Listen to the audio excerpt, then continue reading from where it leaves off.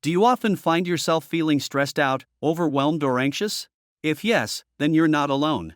Stress is a common part of everyday life, and it can have a negative impact on our mental and physical health if not managed properly. But the good news is that there are many ways to manage stress, and in this video, we will be discussing the best way to manage stress. So, what's the best way to manage stress?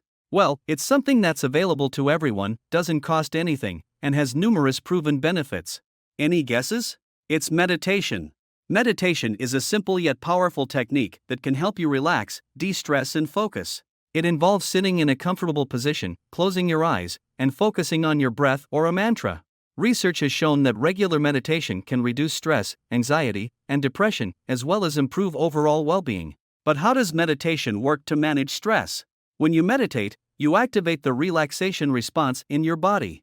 This response counteracts the stress response, which activates the fight or flight response in your body. The relaxation response decreases your heart rate, lowers your blood pressure, and slows down your breathing rate. This, in turn, reduces your stress levels and helps you feel more relaxed and calm. Now, you may be thinking, I don't have time to meditate or I don't know how to meditate.